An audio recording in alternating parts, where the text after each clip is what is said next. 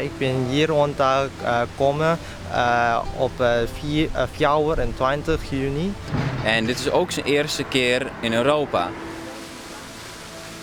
Dit is een hele bijzondere ervaring voor hem, ook om de mensen te ontmoeten. Hij heeft nog nooit zoveel Europeanen ontmoet. Ja. En dus... In het begin dacht ik dat al die Europeanen hetzelfde binnen. Maar nu dat ik voor 3 maanden gelopen ben,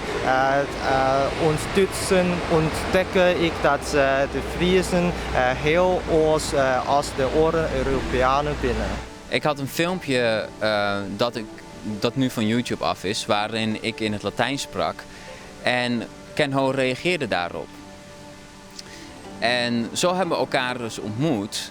We zijn dus begonnen met het Latijn leren en uiteindelijk inspireerde dat Ken Ho ook om het Nederlands te leren en het Fries.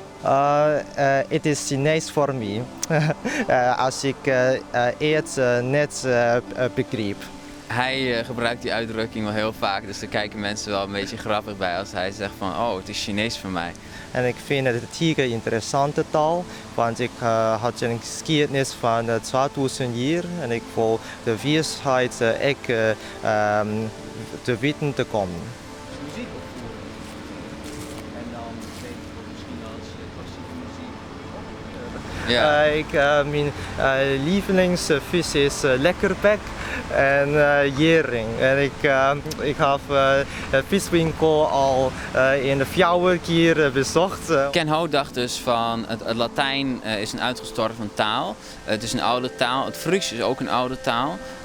Maar het is nog levend. De reden om de Fries te leren is dat het Fries mijn Engels verbeteren kan.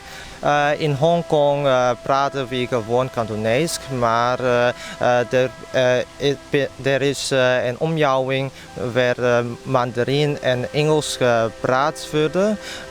Dus ik zocht in parallel tussen het Kantonees en het Fries, want zelfs in Friesland praten mensen Nederlands of zelfs het Engels. Dus ik ben benauwd dat het Fries versterkt.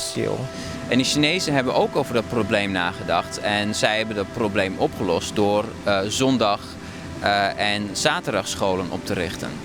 En wij denken dat juist als je bijvoorbeeld thuis zou lesgeven aan een aantal kinderen of zo, dat je het Fries als voertaal kunt gebruiken en dat je zo de cultuur ook kunt overdragen. Maar het is ook belangrijk dat de oudere generatie veel communiceert met de jongere generatie. En dat dus de overdracht van oud naar jong goed verloopt.